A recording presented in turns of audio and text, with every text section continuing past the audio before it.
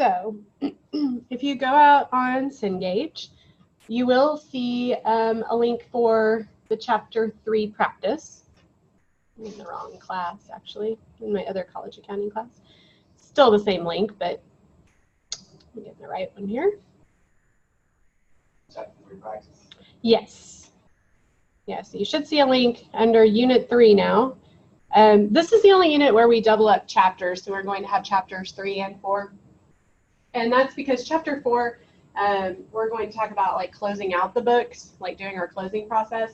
So it's actually a little bit shorter because in chapter 4, just to kind of preview where we're going to do the closing entries, which is just 4 journal entries. And then we're going to do our statement preparation. But we've already done the statements like in chapter 1. So it'll just be kind of a review on the statements. We'll be going back and doing those again since they are important. So we will be testing, in this unit, we will be testing over 2 chapters. Just a heads up on that.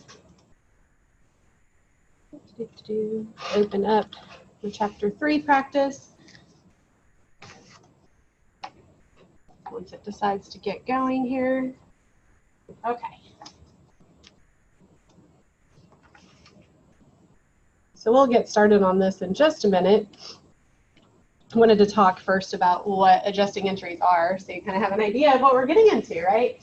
So again, adjusting entries, we do these at the end of the period, usually at the end of the fiscal year. They're done after we've done all of our normal journal entries for the whole period. And what these are, these adjusting entries, the whole purpose of it is to make sure that we're following that matching principle and the revenue recognition principle. So we're really kind of going back to what we learned in chapter 1 as far as principles go. But if you remember, we'll just recap those principles first, right? It's kind of important. So the revenue recognition principle just states that revenue is recognized when it's earned, whether we get paid for it right away or not. So, you know, we bill a client for services performed, we're recognizing the revenue that day, right? So that's one important reason why we have to do adjusting entries. So we're going to do, there's 2 types of adjusting entries that deal with revenues. We're going to have what we call accrued revenues and deferred revenues. So we're going to get into those. So basically, what we're looking at the end of the year is we're going to look and see, is there any revenue that we've earned and we haven't recognized yet? And that could just be maybe we've been working on a job and it's not complete, so we haven't billed the customer yet. But we need to recognize any revenue that we've actually earned, whether we've billed the client or not. Okay, so that's one form of an adjusting entry. That's called what we call an accrued revenue. Okay, and I'm going to write these on the board too in a minute. And then a deferred revenue would be that unearned revenue that we've dealt with. If you remember, unearned revenue is a liability. You know, they gave us money up front and we owed them the service. Well, we're going to look at the end of the year, have we actually provided that service yet? And if we have, then we need to recognize the revenue, gone from unearned to earned revenue. Okay, so those are 2 types of adjusting entries. Those are the ones dealing with revenue. The good thing about that is if it's dealing with revenue, we're always going to credit a revenue account. Then we just have to figure out what we're debiting. Okay, and then the other type of adjusting entries deal with expenses. Okay, so when we're doing adjusting entries, we're always debiting an expense or crediting a revenue. And we just have to figure out the other side of the journal entry. Okay, so for expenses, we both have accrued expenses and what we call prepaid or deferred expenses. So accrued expenses are expenses that we've incurred that we just haven't paid yet. So again, that's following the matching principle, you know, or expense recognition principle from chapter 1. So we know we need to recognize expenses in the period in which we incurred the expense, okay? And we've done that. But now we're at the end of the year and we're looking at, okay, are there any expenses that we've had this year that haven't been recognized yet? Well, we're going to look at an accrued expense here in a minute. A lot of times, the only one we're going to deal with in here right now is like salary or wages. So we'll look at one, but basically just know like an accrued expense, we're going to deal with salaries or wages.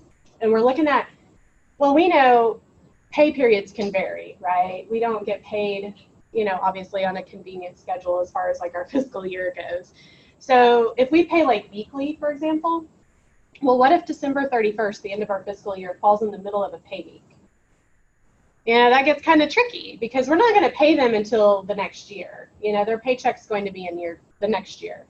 But any of the wages that have been accrued in this year, we need to recognize in this year as an expense because they may have worked 3 days this year and 2 days next year in the same pay period.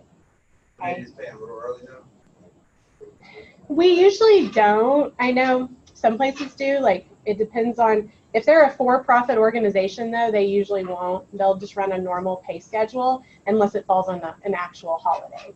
So if the pay period actually fell on like January 1, they would probably pay on, well, January 1's not technically a holiday. December 31st. Like, if it fell on December 31st, and we were normally, that was a paid holiday, then you'd probably get paid on the 30th. But otherwise, they usually don't. That's a great question, though, because we actually do here. Yeah. They just paid you in advance. Yeah, it's like easier. So if they do that, that's easier for accounting purposes. But most like for-profit corporations won't do that just because it throws off their whole pay schedule and their whole processes. But yeah, like here, we're a nonprofit and they do. Like, we get paid in December. I usually get my paychecks are the last working day of the month. So whenever the last day that Human Resources is open and working is when we get paid. So that is usually in December. I get paid like the 20th or something, which is kind of nice right before Christmas. Or maybe it's bad because that's my January paycheck, right? I'm like, oh crap, just spent all that. It's gone. Yeah, January rolls around, I'm like, can't pay the mortgage. Just kidding. I'm an accountant, I figure that out, right? But yeah, we do here. But a lot of corporations are going to stick to the same pay schedule, even if it falls in the middle. They'll probably pay early if it's a holiday situation, but they won't pay early if it's just moving into the next fiscal year. That's a good question. So that's an accrued expense. And then we also have prepaid expenses. So prepaid expenses, we've already dealt with one, actually. That's the supplies. If you remember in chapter 1 and 2, we purchased supplies up front as an asset. So prepaid expense is an asset, even though it has the word expense in it. And then as we used up those supplies, we expensed them out. So we've already actually done a deferred expense example. So at the end of the year, we want to look at, well, do we need to adjust our supplies account? We might have purchased $20,000 in supplies the whole year, but what's actually left? We need to adjust them out to show what's been used up and expensed. Same if we had like prepaid insurance or prepaid rent. Okay, we may pay those in like 6-month or even 1-year increments up front. We might get a discount for paying it. I think we talked about that. Like prepaid insurance, I pay monthly because it's a big chunk. But if you pay like your 6-month car insurance premium, you usually get a discount. So businesses will do that.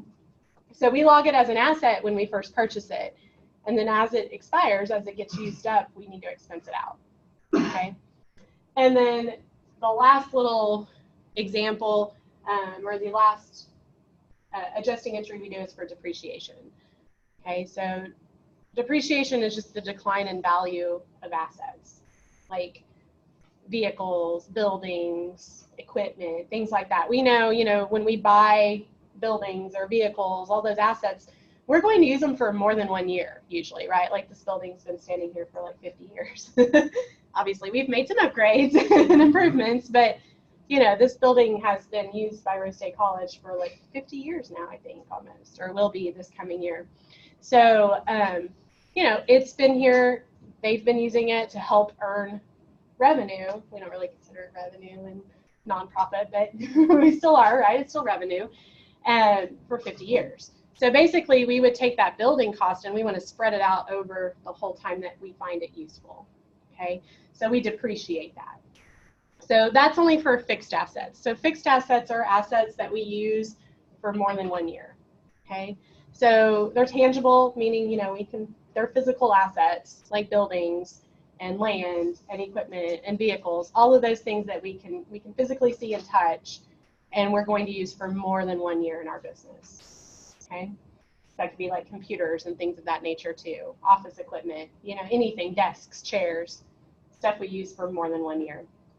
So we're going to look at how we handle depreciating that, because we know they go down in value over time, right? I mean, as soon as you drive a vehicle off the lot, it depreciates, it's worth less.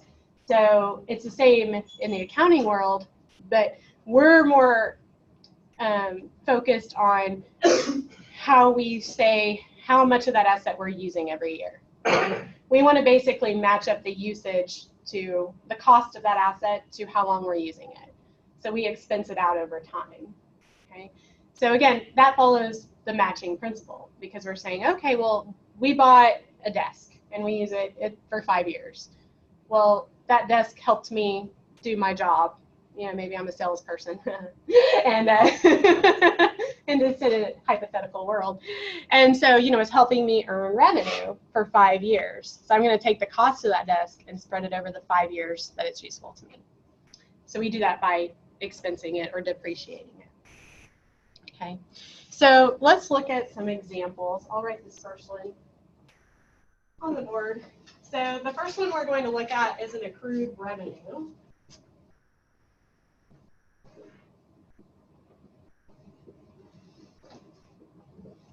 Okay. So accrued revenues are just revenues that have been earned that haven't been recognized yet or billed yet.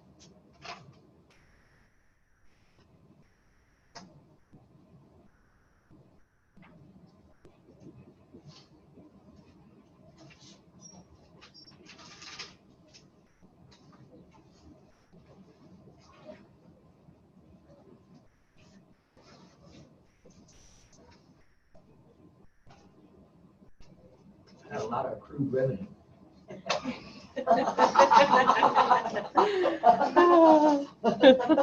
Hey, it's all revenue. Right? No, I'm just saying, I'm about to bill. I'm about to bill. Goodness. So I kind of wrote the basic format of the journal entry. So whenever you see an accrued revenue that's been earned but just hasn't been recognized or billed, you'll notice it's just a typical journal entry for when we bill a client, right? We debit accounts receivable and we credit our revenue account. So fees earned usually, whatever our revenue account is. Okay. So this one's really pretty simple. That's always the structure. So if there's revenue that's been earned and hasn't been recognized, you're going to debit accounts receivable and credit the revenue account. Okay. And we've done that journal entry before. So this is just, we're looking at the end of the year and we're saying, okay, this is how much has been earned that hasn't been recognized. And we need to recognize it. Otherwise, we'll look at one of our later examples. Not recognizing revenue that's been earned is going to basically understate our net income. So it's going to look like we earned less in the period than we actually did, which the overall effect of that, well, it may result in lower tax liability, but we're going to have a lower net income. So it's going to look like our profits were low. Well, what's that going to say to like investors or customers even? They're going to be like, oh, they're not that profitable. I don't want to invest in that company. Okay. So beyond just being accurate, it can, you know, have this effect on our, basically our appearance of our company. Okay. So on this one's pretty easy. Again, this is at the end of the current year, $17,555 of fees have been earned but not been billed to clients. So what would I debit and credit? Very good. We debit accounts receivable. And what do we credit? Fees earned. Fees earned. Very good. We'll start with an easy one, right? I'll trick you guys into thinking, oh, this is super easy. No, it's not too bad. It's not too bad. Okay. So anytime you see one that says, you know, revenue basically has been earned but not billed, that's an accrued revenue. Okay. All right. The next one has a little more math to it, but it's still getting the structure down. So we have accrued revenues. We can also have what we call accrued expenses. Weekly salaries, 27,000. I need them. I mean, what is that? Say free. So an accrued expense is an expense that's been incurred, meaning we have an expense, but it hasn't been recognized.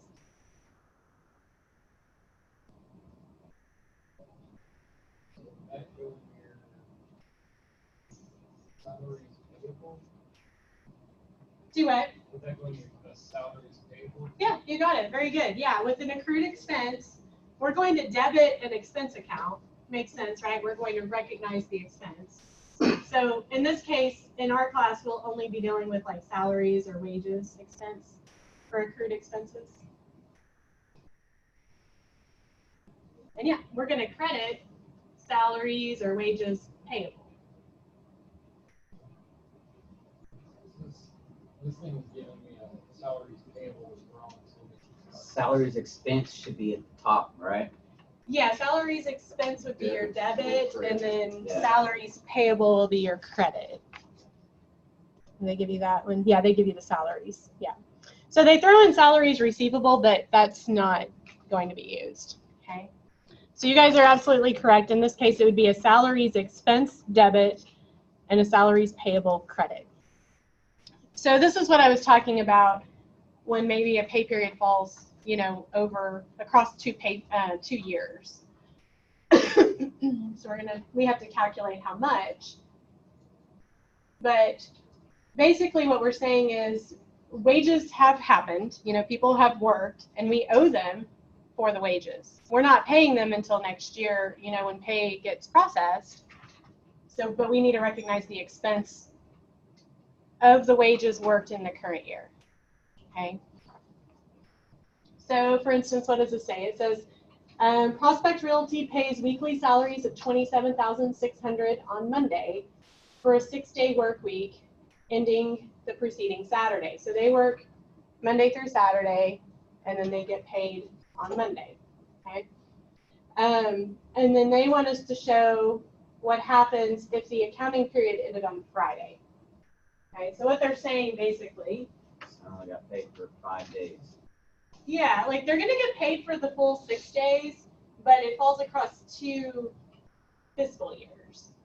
So we have Monday, Tuesday, Wednesday, Thursday, Friday, Saturday. And they're saying the end of the fiscal year or the end of the period ends on Friday. So I would just assume, you know, like Friday's December 31st, Saturday's January 1. So all of these days, Monday through Friday, are in year 1. And then here we have 1 day that's in year 2. Okay, so their total salaries that we will get paid, what was it, 27.6. 27.6, thank you. When they get paid that next Monday, the 3rd, January 3rd, they'll get paid the full salary amount. But on our accounting side, we need to show 5 days worth of wages expense in this year. And then next year we'll show that 1 day, okay? Because these 5 days happened in year 1, this day happened in the next year, year 2. Mm-hmm. So how much wages were actually just in 5 days? Or how would you calculate? So if that's 27.6 is for 6 days, Uh-huh. you need to take 6 and divide it into 27.6. So I could divide it by 6, right? And then you get 1 day worth. Right. And then what? Minus, multiply that by 5. Multiply by 5, right? or just subtract it from 27.6. That would also work. Yeah, you could do that too. There's lots of math options. You could also use nice fractions Well, and take your 27,600 times 5, 6. Let's not think about fractions. Right? I know. We don't want to do fractions. That's what's so nice about math. It always works. Right? You can do it like 5 different ways. Different ways to do it. It always works. Unless it doesn't work. But that's a user error. So. we don't know about those. Right? Never. It's the calculator's fault. Exactly. Sometimes I'm the calculator. So yeah, however it makes sense to you to calculate it, we just want 5 days worth. So how much is 5 days worth of salary? 23,000. Very good. So we're going to recognize 23,000 of salaries expense in year 1. I'm just calling it year 1. And then that remaining 4,600 will be a salaries expense in the next year. And we're going to pay them the full amount. You know, they're going to get their same pay. I don't know. The competition. Yeah, all this is making sure that we match our expenses to the year in which they happen. So that's the whole purpose of adjusting entries, is we're saying, well, in this year, they worked these 5 days that we haven't expensed yet, okay? So that's the whole point. So we debit salaries expense and credit the liability, salaries payable, okay? And so then when we pay them on January 3rd, that's when we would debit salaries payable to show that liability was paid off, okay? We've taken care of that debt. Any questions on that one? I think the hardest part on that one is just making sure you read and do the math, you know, that you do the right days. Okay. Our third adjusting entry, we're now switching from accrued revenues to deferred revenues. Okay, so now we're going to look at deferred revenues. Did you guys all get this? Okay, I'm going to erase it.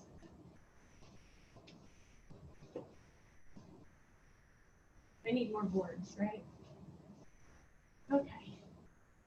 So a deferred revenue is a revenue basically that we've recognized before as a liability and unearned revenue.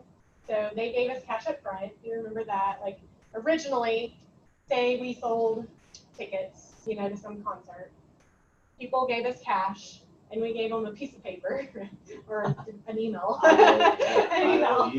And then, you know, 2 months, a year later, whenever the concert actually happened, that's when we earned the revenue, right? When the concert was performed. So when we originally sold the tickets, we debited cash and we credited the liability unearned revenue. So what we want to do is at the end of the year and look at, well, how many tickets have actually been, or concerts have actually been performed? How much of that unearned revenue is now earned? Okay. So deferred revenue, the only deferred revenue we'll deal with in this class is unearned revenue. So it's revenue that's going to happen in the future, deferred. And so we just have to look at, well, how much is now earned? Okay, so we have deferred revenue.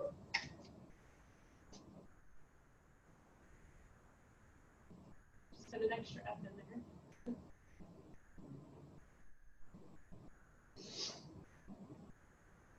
Okay, so previously unearned.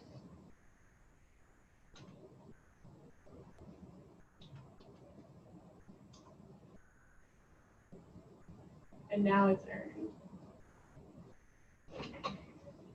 So it's always going to be dealing with unearned revenue.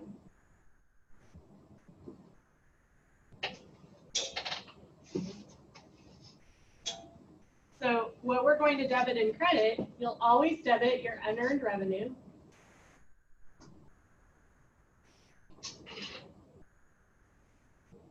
And then you're going to credit your revenue account. Just for the portion that's actually been earned.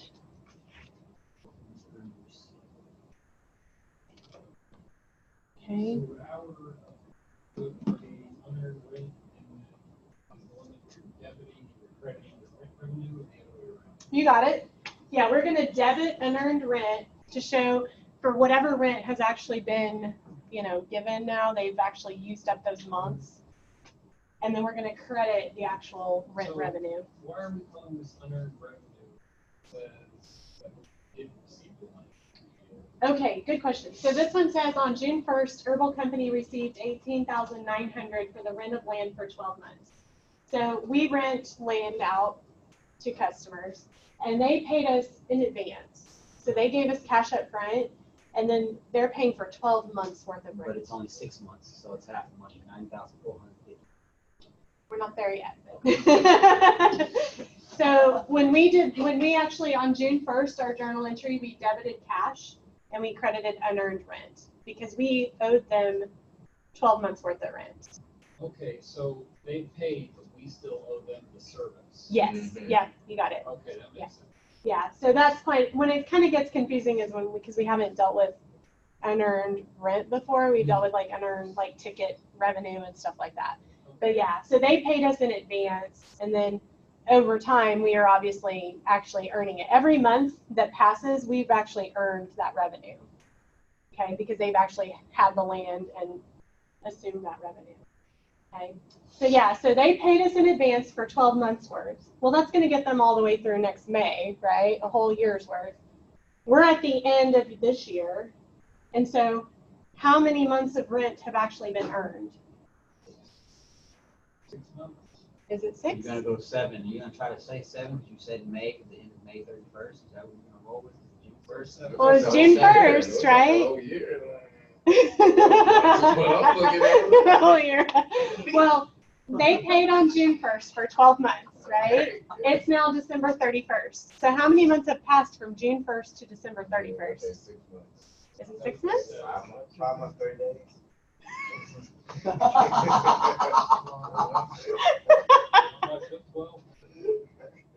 June 1 to July 1.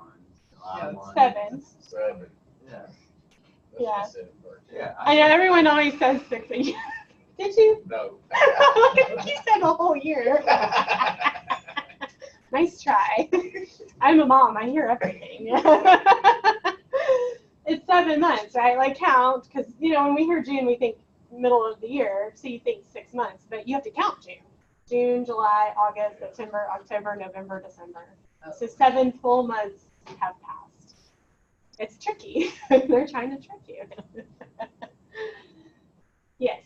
So that's what got everyone. My other class did the same thing. They said 6 months, so don't feel bad. You're in the ballpark.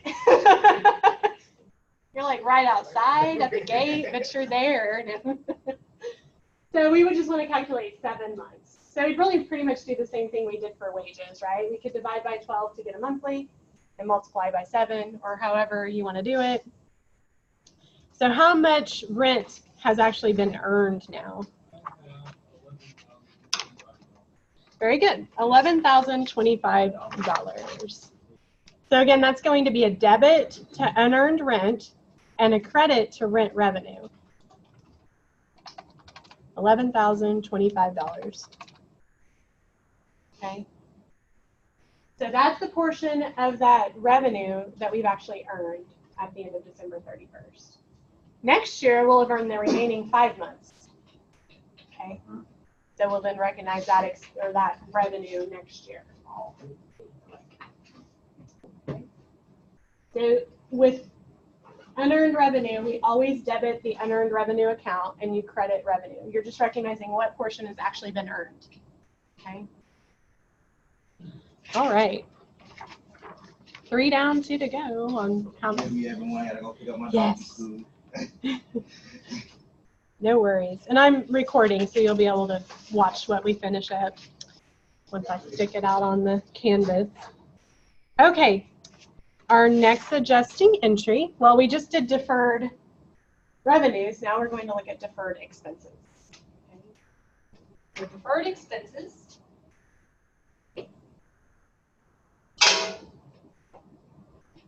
Deferred as in prepaid. Yes. Yeah. So another word for deferred expenses, we're going to look at also calling them prepaid expenses. I got a lot of those. Okay, deferred expenses or prepaid expenses. So we paid expenses we paid for in advance. Or upfront would probably be a better word. Paid upfront. So it's like me paying my insurance for 6 months. Yeah, that's exactly what it is. They want me to pay it again. They always do. So our examples are like supplies, prepaid insurance. Rent. Yep. It sure is. Yep, you got the other one. And prepaid rent. Perfect. So those will be the 3 that you see in this class. We'll have supplies, prepaid rent, and prepaid insurance. Got to get out of the projector right there. When we originally pay for these, we debit the asset account. We debit supplies or prepaid rent or prepaid insurance. Those are all assets. And we credited cash or accounts payable. Well, now we're saying we've used up. We need to figure out how much of those supplies have we used up? How much rent has expired or been used up, or insurance? So at the end of the year, we're going to look at any of these prepaid expenses, and we need to recognize the amount that has been used up. So we're always going to debit an expense account. And it would be like supplies expense, rent expense, insurance expense. And then we're going to credit the asset to show it's been used up. So we would credit, if it's supplies, we would debit supplies expense and credit supplies account.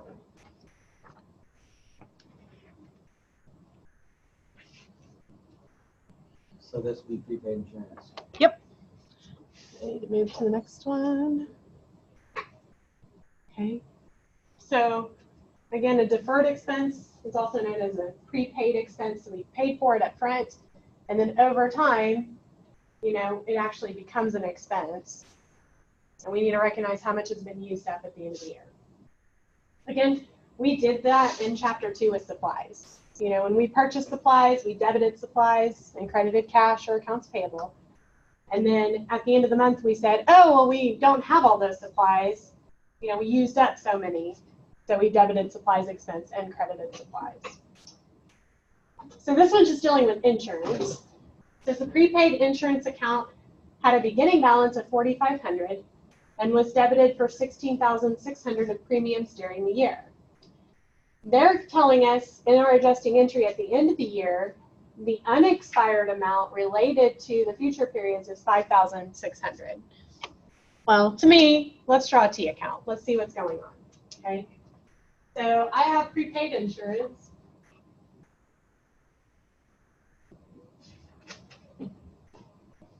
Which is an asset. What side does it increase on, the credit or the debit side? Debit, very good, because it's an asset. So it had a beginning balance of $4,500. We purchased an additional $16,600 of premiums in the year. Okay, so that's how much we have total. That added up. $21,100. Well, it's telling me at the end of the year, I only have what, $5,600 left? Is that right? Mm-hmm. My balance at the end of the year should be $5,600. That's how much is left. So they told us what was left. They didn't tell us what was used. We need to know how much was used up to expense it out. So subtracting 21,100. You got it. We're going to take 100 minus 5,600 to figure out how much was used. So we're looking for how much we credit here. So how much was used up? 15,500. 15,500. Okay. So we took all the insurance we had, subtract out what was left, and that tells us what we used. So 15,500. So we know we can put in 15,500. And again, with this one, it's just going to debit insurance expense and credit the prepaid insurance account. And so can you explain a little more in detail why those two accounts we chose? Like why we chose these two? Yeah. Sure. So prepaid insurance is an asset. So every time we buy insurance that's more than 1 month's worth, you know, we're going to debit prepaid insurance. So we bought a premium, maybe it was for like a whole year, we paid up front. So we debited prepaid insurance to begin with.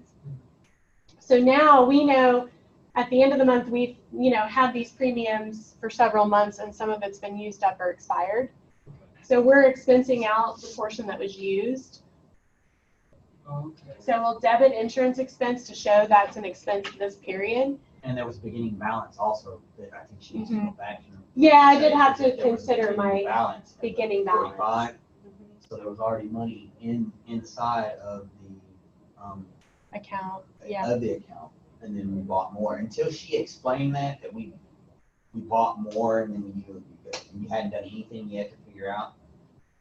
Generalizing honestly seems to be the most important thing, and to know where your numbers are gonna go. You know, and if someone messes that up, dude, we're done.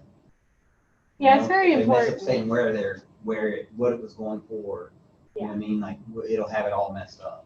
So I always find when we're doing adjusting entries, I recreate, you know, in my head or on paper, what happened originally, what the original journal entries are. You know, we debited prepaid insurance and credited cash, so I can kind of see what happened before then. And then obviously in the real world, you'll be doing all of those yourself. Yeah, so it's a little different. Yeah, but in here, obviously, they're just going to give you what happened. So I always like to draw out the T account because then I can see, okay, I had 21,100 of premiums for the whole year. How much of that has been used? And so that's what I debit to insurance expense. And then I credit prepaid insurance because we no longer have that asset, right? It's gone. We've used it up. It's expired. Well, not all of it. You still got some, right? We don't have this amount. Not that amount. That amount. Yeah, Right. we still have the 5,600. Right, which would show in another account. Mhm. We just showed where we ate it up. Yeah, so it's still sitting there as our balance in prepaid insurance at 5,600. Yeah. To make valuation. I love this, man. Any Everything I bought. I'm logging it in. other questions on that one? Okay. So again, the whole purpose of all these adjusting entries, if you notice, we're always dealing with revenues or expenses. So revenues that have been earned that we just haven't recognized, or expenses that we've actually incurred that we just haven't recognized as expenses yet. Okay. So it's really important to get all of these accurate. So then our income statement, balance sheet, statement of retained earnings, all of those statements are accurate. They reflect what we've actually earned in the period. Okay. And as a publicly traded corporation, we have to follow these guidelines. It's part of GAAP, the generally accepted accounting principles. We have to recognize revenues and expenses in the period in which they were earned or incurred. Okay. Yeah, otherwise you can't, well, what happens is then you can't really compare year to year like your profits. Right. Or your losses or anything, because everything's just like whenever you want to recognize it. I'm just not going to recognize these expenses. These are just all assets. Well, you think about that.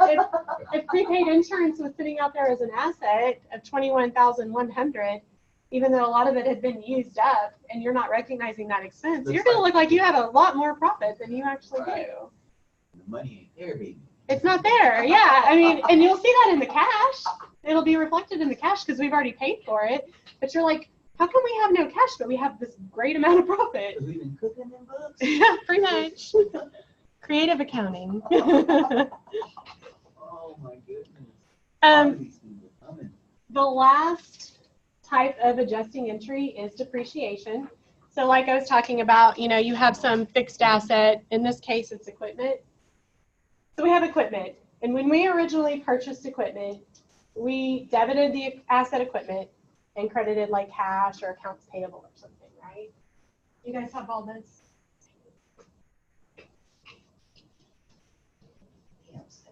How do you come up with the estimated amount of depreciation? Where does that percentage come from? That is actually, there's different methods to calculate depreciation that we learn in financial accounting. Okay. Yeah. So I was just wondering. Yeah, I used to teach them in this class, but we're just going to learn how to account for it. Yeah, basics. Well, it's cool because Yeah. I spent like $12,000 on lawn servicing equipment, right? And Yeah. I only used it like for 3 yards. You know what I'm saying? We ain't made the coach pitch yet. We Right. still on T-ball. Right? Yeah. And so therefore, There you go. I had it for 6 months. Yeah, right. It's 2019, but the 2020 models are out. You know what I'm saying, right? So I'm just trying to see where my equipment lies. Yeah, that's a whole other ball field. That's actually not even coach pitch. That's like. Okay, so when we first bought this equipment, it had some value, right? We paid for the equipment.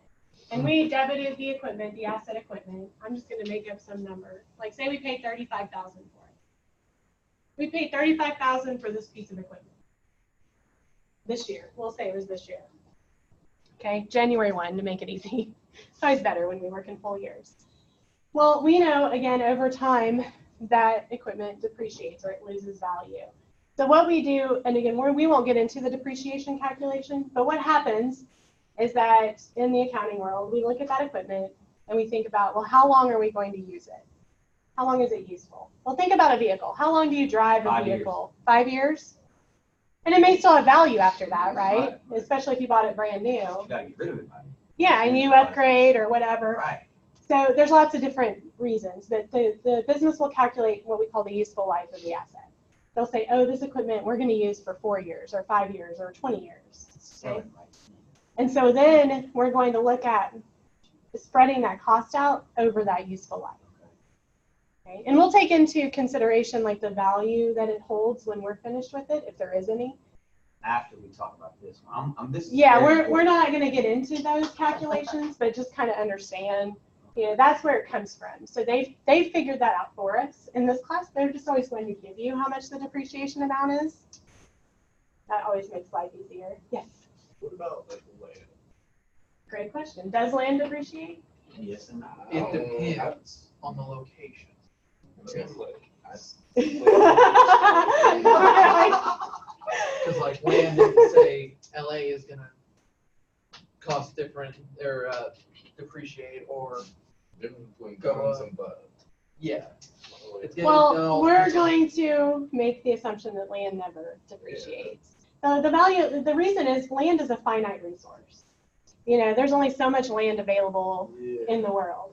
So It's what's on the land is that never going to depreciates. actually depreciate. Yes, Yeah. what's on the land may depreciate, the buildings, the Self. all the services or the minerals or whatever, but the land itself is never going to depreciate. Land, when we purchase land, we're going to debit the land account, the asset land, and we're going to leave it on our books at the cost we paid until we get rid of it. Because that's land is the safest thing that you can buy. Land's an investment because generally speaking, land will go up. It doesn't matter where you're at. Eventually, you know, I mean, you drive around, right? And places that used to be empty pastures even 5 years ago are houses or 7-Elevens or, you know, supermarkets, that sort of thing. So, yeah, it's a finite resource. So we will always consider land. It's never depreciated on our Sell it. accounting. That's when it depreciates. If you set the number lower than what you paid for it, you'll fall. Yes, and that's actually considered a loss, Yes. and we wouldn't calculate it as an expense. It would just be a loss. How much look out for it? Okay, so we have this equipment we bought for $35,000, and we said, oh, it'll be useful for about 4 years. So they calculated, and they said it's going to depreciate every year like $7,700. Okay, well that's an expense, right? We're taking that asset and we're spreading the expense out over the life of the asset. So with depreciation, you're always going to debit depreciation expense. I'm going to kind of shorten it here.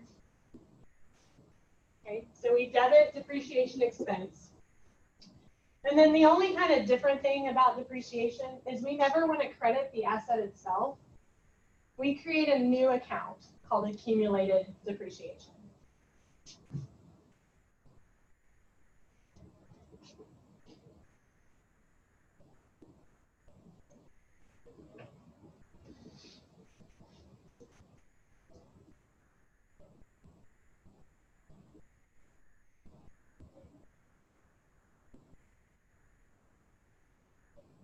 I'll write all this and then we'll talk.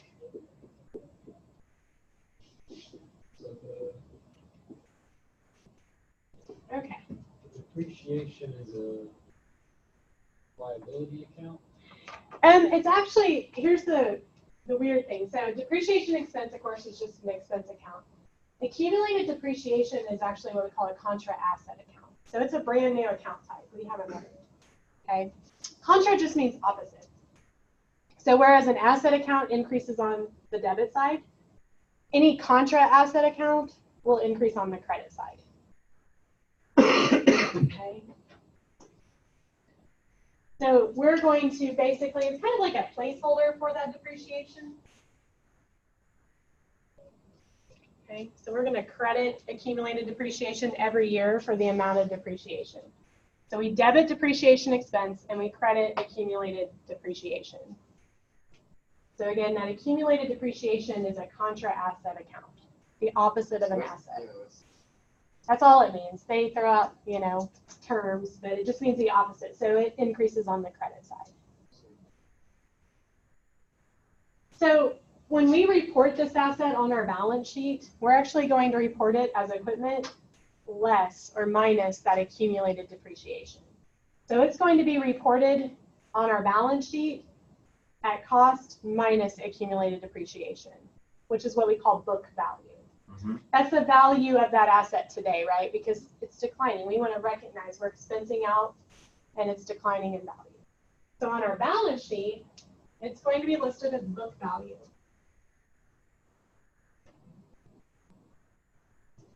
Again, that's going to be cost minus accumulated depreciation.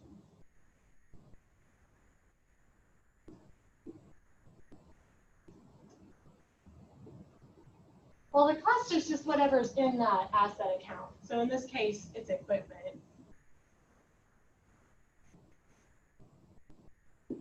Okay.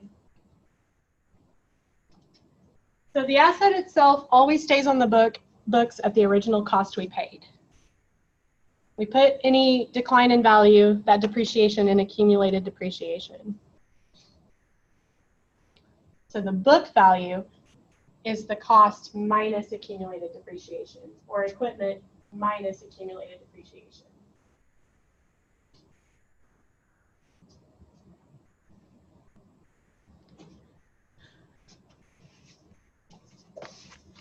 So that way you're accurately reporting the value of that asset every year. Or it's really, depreciation's an estimate.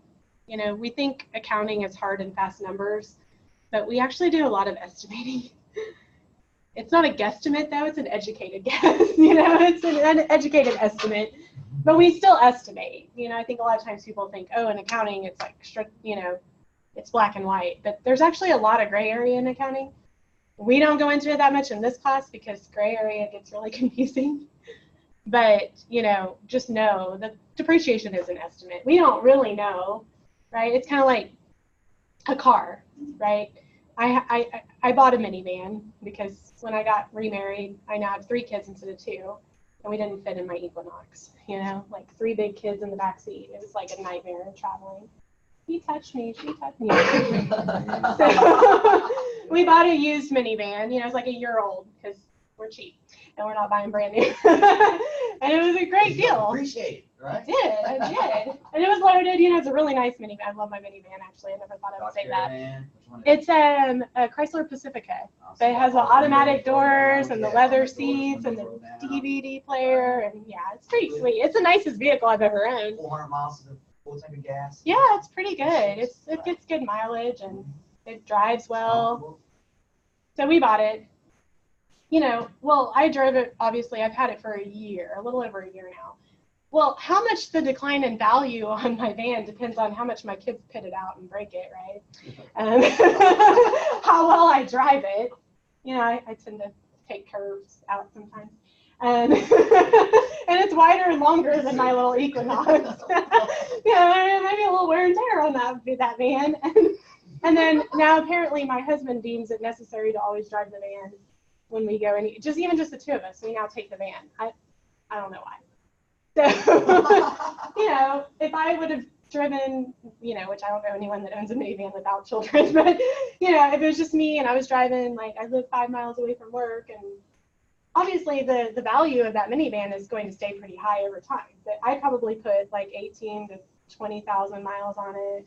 You know, we've driven it to Texas and Branson, and I drive 25 miles to and from work every day, you know, like. In 1 year, 20,000, that's a lot.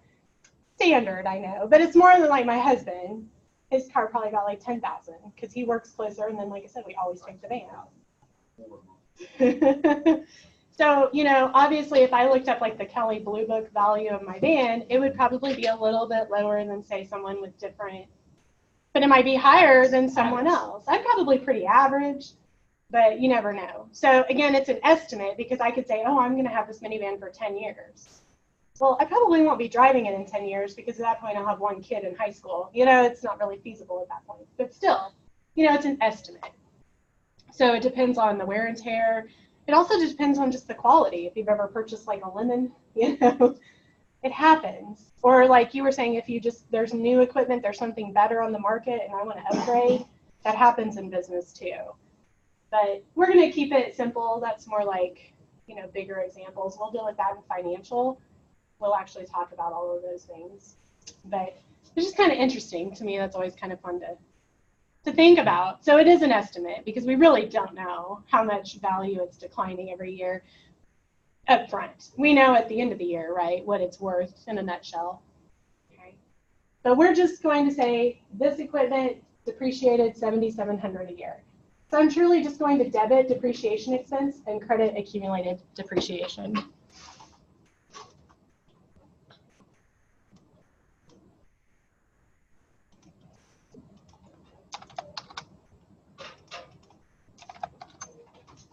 Okay. So do you like Excel? Mm-hmm. Yeah. I teach Excel. Like it. Oh, you do? I teach Excel accounting, but we really just do Excel. Yeah. Well, that's pretty much what Excel was kind of designed to do. Yeah. Accounting. Yeah, it's accounting and like even like scientific math functions and Mhm. yeah. I mean, when I say accounting, I look or Excel. Excel's like a giant calculator. Yeah. It really is. Yeah, it's wonderful if you know how to use it.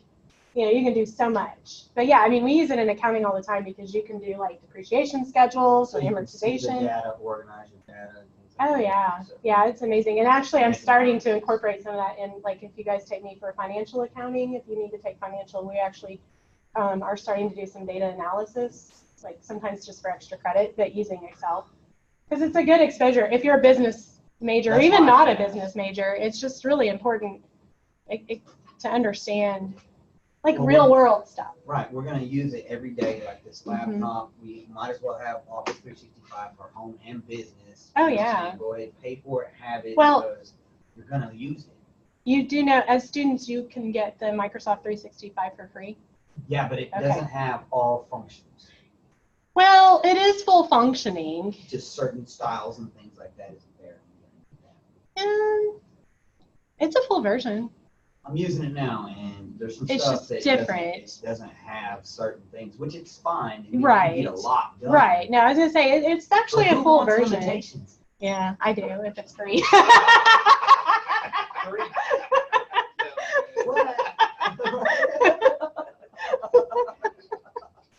Like, I'm fine with being limited if I'm if I'm not paying the full price.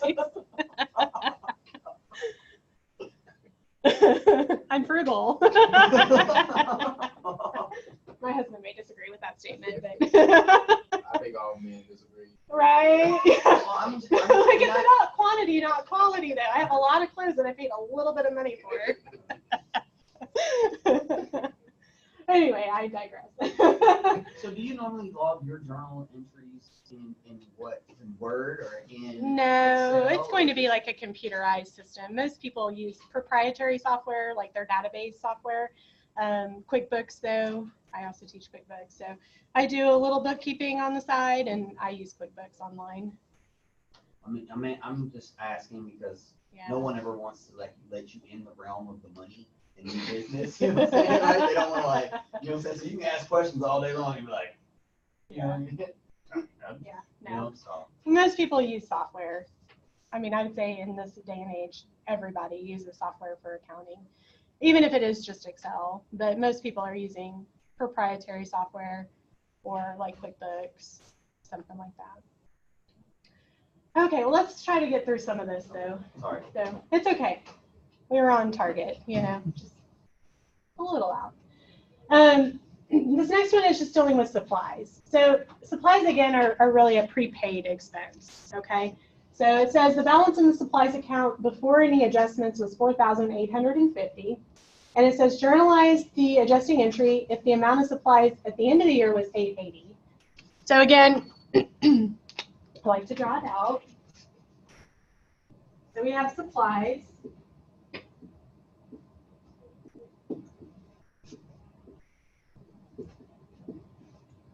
And it had a balance of $4,850.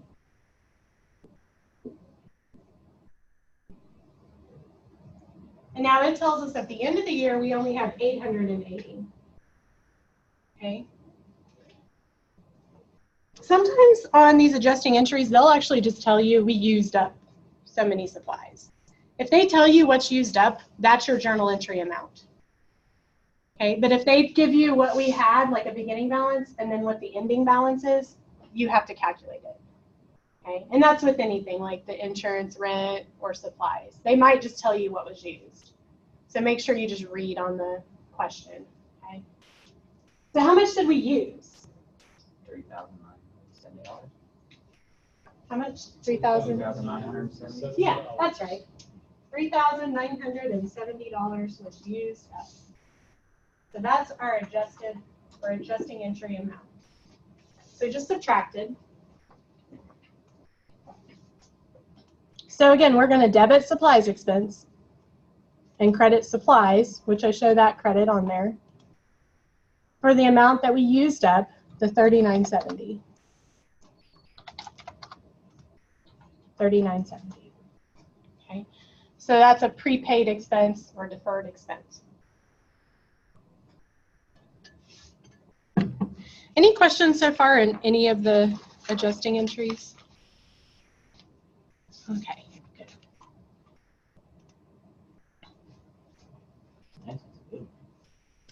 Yes, so this next one is going to mimic more of what you're going to be doing when you finish up project 1. So remember, it's like, oh yeah, project. Remember, right? We are working on a project. So be working on that project. It will be due. I think I have it due next week. It'll probably be moved another week. But be working on project 1. So once you've done all the page 5 and 6 journal entries, and you've posted to the ledger, and you've done your unadjusted trial balance, once you've done that, which is a lot of the tedious work, you'll have I think it's 6 adjusting entries to do, and then you'll do an adjusted trial balance, and that'll finish up project 1. Okay. Once we do chapter 4, then we'll do project 2, which is shorter. So when you do your project, once you've done the stuff we've already covered in chapter 2, you'll have an unadjusted trial balance in Cengage. Okay, so you'll have balances. So it'll be similar when you do those adjustments on your project. So here they give us all of our balances before adjustments. And then they just tell us for preparing the adjusting entries, the following data were assembled. So we have five adjusting entries that they've told us. So they said supplies on hand as of April 30th were $1,380. Well, again, I would come up here and see how much supplies I started with. Okay, so in this one, really use the same account.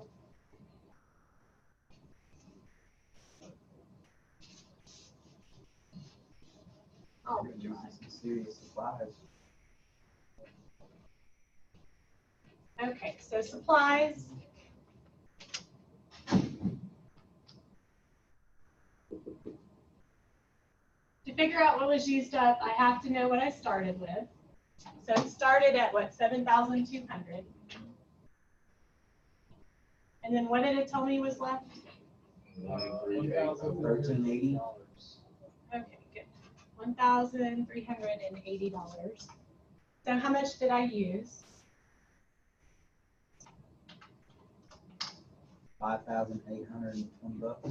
5,820. So I'm going to put ADJ for adjusting.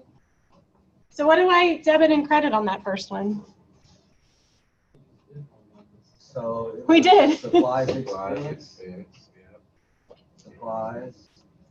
And Yep. then start debiting. So yeah, we just did one, right? So we debit supplies expense and credit supplies for the 5,820 that was used up. You guys got it. Perfect. Okay. So we're just using the information they already gave us.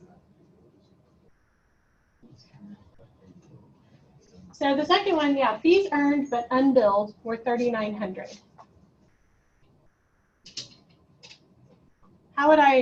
What would I do with that? Current revenue is even debit and accounts receivable. Very good. We would debit accounts receivable. And fees earned and credit fees earned. You got it. Perfect. Yeah, this one is an accrued revenue, right? Didn't we do the unearned fees last time? Not on that one. This one is just actually saying fees earned but unbilled. So we've actually performed the services and we just haven't recognized it or billed it yet. So this one it actually doesn't do anything with unearned fees. So if it specifically stated that the money hadn't been paid out yet, then we would do the unearned fees. Yes, yeah, it would say something in it like the unearned rent balance or, you know, yeah. Yeah, that'll be this last one, the balance and unearned fees. That's when we know we'll do unearned. But yeah, this one is just what we call an accrued revenue. So we just debit accounts receivable and credit fees earned, and just for the amount they give us. The $3,900. No tricks. It's just like we were billing them. Services have been performed, we're billing, you know, but we're recognizing the services performed. The third one says depreciation of equipment was estimated to be $3,000 for the year. Well, what do I debit and credit to recognize depreciation? Depreciation expense. And then accumulated depreciation equipment. You guys got it. Debited depreciation expense and credit accumulated depreciation on the equipment. And again, that's just the amount, the 3,000. We don't have to know how to calculate it. Just the 3,000. Good, good. Let's see, the fourth one, unpaid wages accrued on April 30th were $2,475.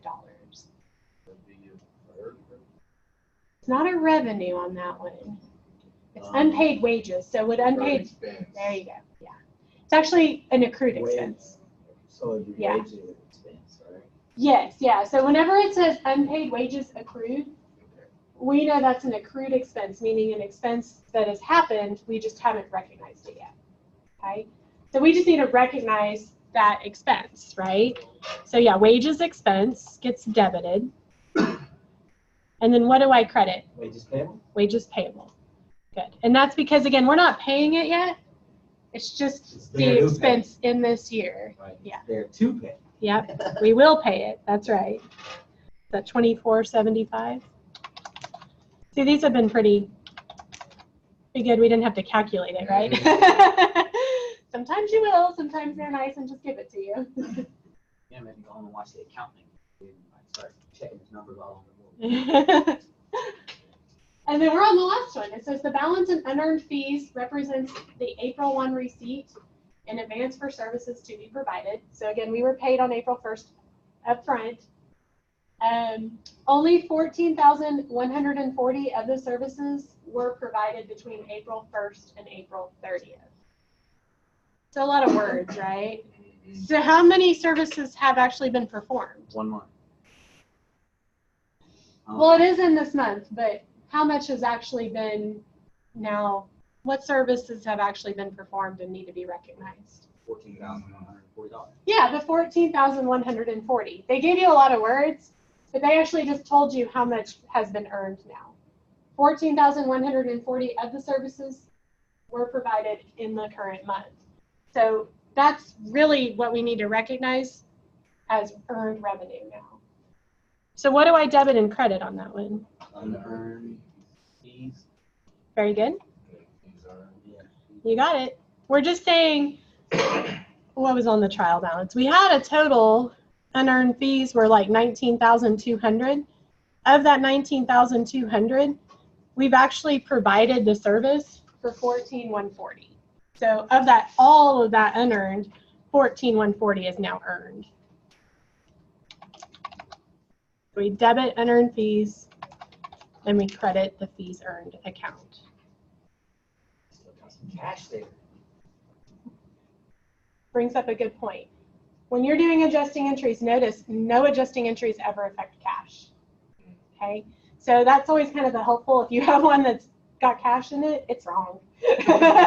Cash, common stock, retained earnings, none of those accounts are affected. Okay, cash, common stock, retained earnings as some examples. I think that's the main. Dividends are never affected. Okay. And again, every adjusting entry either debits an expense or we credit a revenue. Okay.